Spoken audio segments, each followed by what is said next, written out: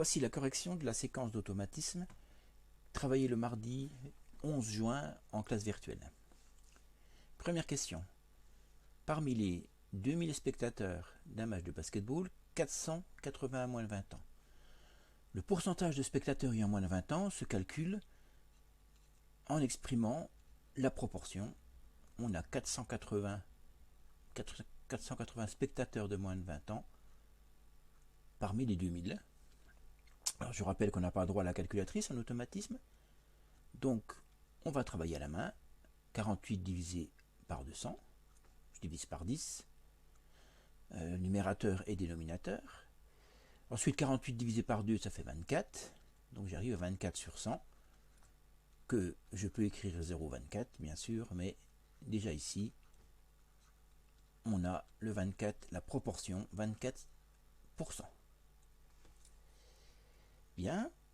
Deuxième question. Pardon. Voilà. Calculer moins 1 tiers plus 3 cinquièmes. Bon, bien là, on a... qu'est-ce qu'on a voilà. On a le dénominateur 3, le dénominateur 5. Donc, il nous faut réduire au même dénominateur et on va choisir 15 comme dénominateur commun.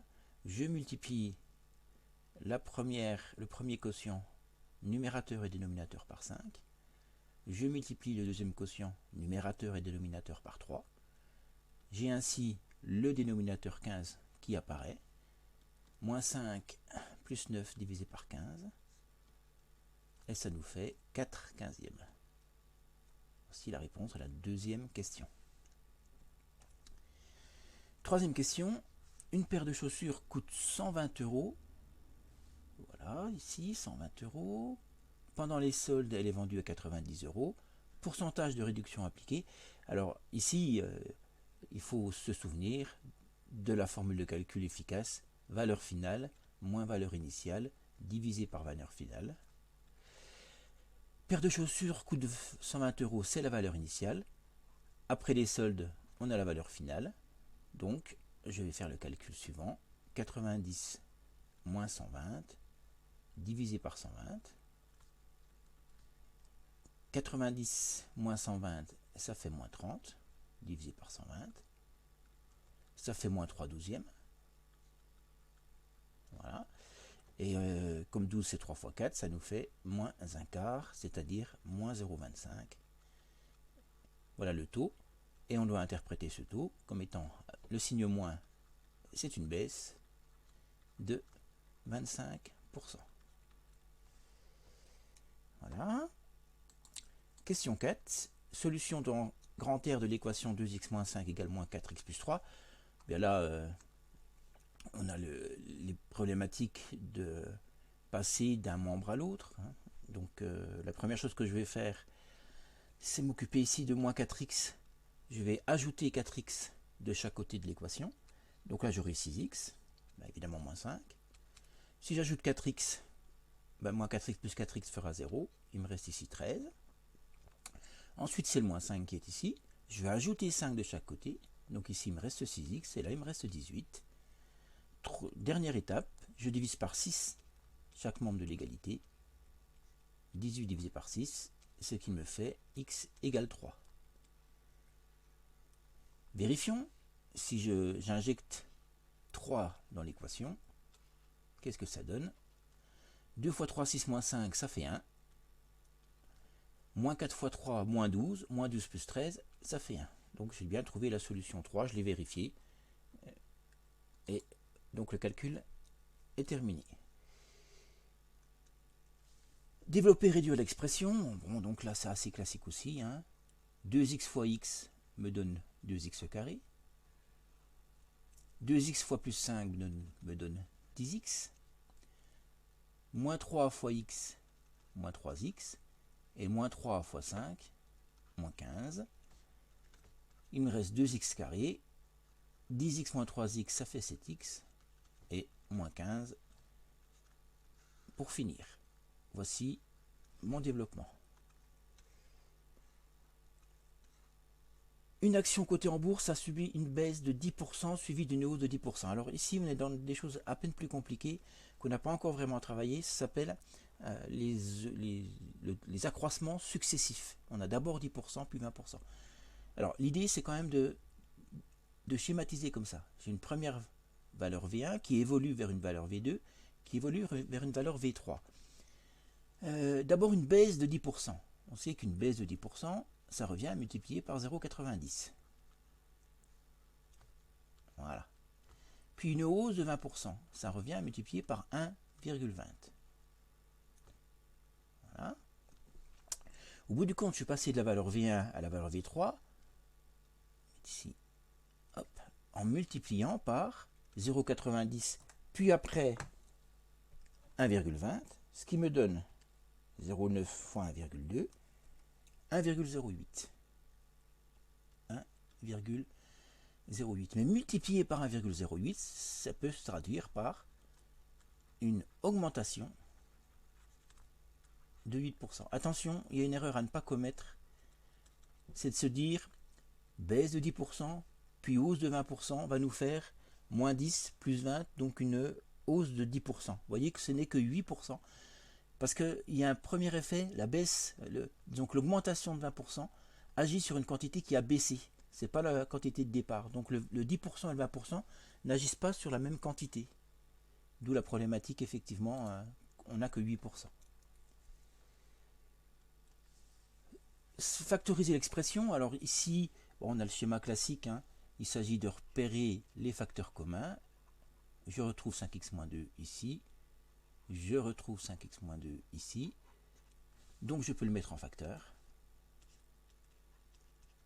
Voilà. Que me reste-t-il? Eh bien, il faut que, pour regarder ce qu'il me reste, hein, une fois que j'ai pris 5x-2, que je l'ai mis devant les parenthèses, ben, je récupère tout ce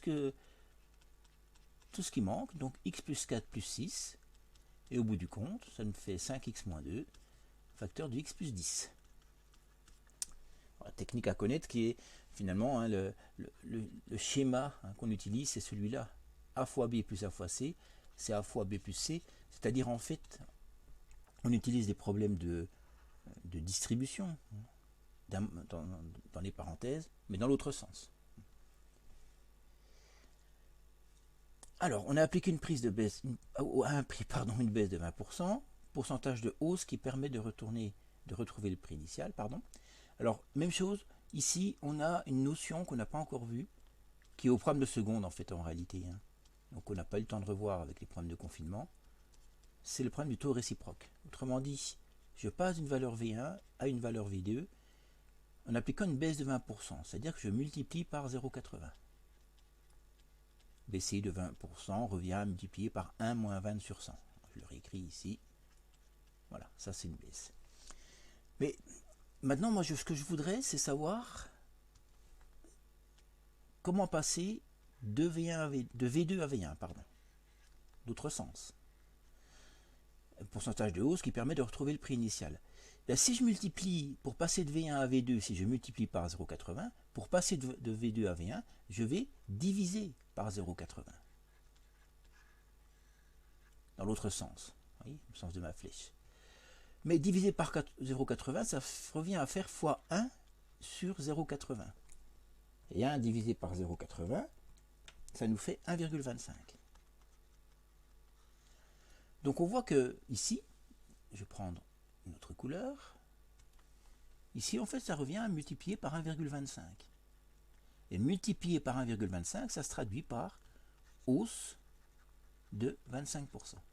Donc, pour compenser une baisse de 20%, il faut une hausse de 20%. Alors, encore une fois, une hausse de 20% ne compenserait pas une baisse de 20%, tout simplement par le fait que, après la baisse de 20%, la quantité V2 va diminuer, donc il nous faut un pourcentage plus grand pour revenir à la valeur de départ. Tout ça est assez cohérent. Page 4. Déterminer avec la précision permise par le graphique l'équation réduite de la droite D. Alors, on va regarder ça comme ça, très rapidement. On a deux renseignements. L'ordonnée à l'origine, c'est 3. Je vous rappelle, donc, on a une équation qui est comme ça. Y égale à x plus b. Et je viens de trouver que b, c'est 3 parce que c'est l'ordonnée à l'origine. Maintenant, il me reste le coefficient directeur. Donc là, on est obligé de regarder un petit peu le quadrillage pour savoir ce qu'on peut utiliser. Alors bah tiens, regardez ici, je vois que si j'avance de 1 horizontalement, il me semble qu'ici je descends de 2. Plus 1 ici, moins 2 là, coefficient directeur, le delta y sur delta x, l'accroissement sur les y qui est là, moins 2, divisé par l'accroissement sur les x qui est là, plus 1, ça nous fait moins 2. Donc j'ai le A qui est moins 2.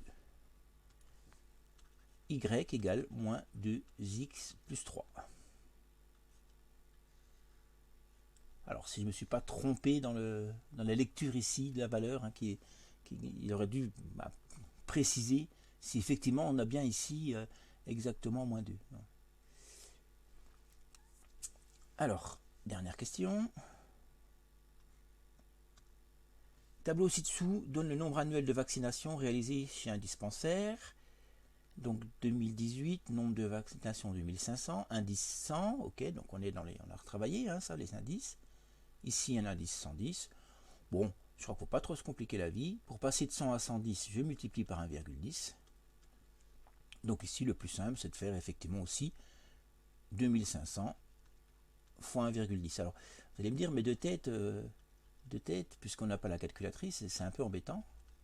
Voilà, on doit faire ça. Mais ça revient à faire 2500 fois 1, plus 0,10 fois 2500. Ça nous fait 2500 plus 250, donc 2750. Alors je viens de m'apercevoir que j'ai fait une petite bêtise dans l'exercice d'avant, puisque j'ai mal interprété l'unité. Vous voyez, l'unité c'est 1. Donc, excusez-moi, si je vois ici, c'est pas tout à fait 1, ça serait 0, alors 1, 2, 3, alors j'ai 1, 2, 3, 4, 5, donc ça nous fait 0,2. Donc en réalité ici j'avance de 0,2 et je descends de 2 carreaux, donc je descends de 0,4 en fait en réalité. Donc ça nous ferait moins 0,4 sur 0,2. Et effectivement, on trouve encore moins 0,4 divisé par 0,2, ça nous fait aussi encore moins 2. Et puis, voilà, si on pouvait aussi aller jusqu'à 1, c'est-à-dire que on aurait pu, alors je vais prendre ma gomme. Donc là, la problématique, c'est un peu embêtant en fait. Parce qu'on ne sait pas trop avec précision si effectivement je suis bien exactement ici, sur un nœud du quadrillage. L'autre idée, effectivement, 1, vous voyez, si je pars de 3, et que j'avance cette fois bien d'une unité complète, de combien je descends ici, vous voyez, on peut se poser la question effectivement, 0,2, 0,4, 0,6, 0,8, 1, 1, 2, 1, 4, 1, 6, 1, 8, 2. Oui, ça marche. On a bien le delta y sur delta x qui vaut moins 2 sur 1. Donc on retrouve bien ce résultat qu'on avait déjà prévu tout à l'heure. Bien, la présentation est terminée.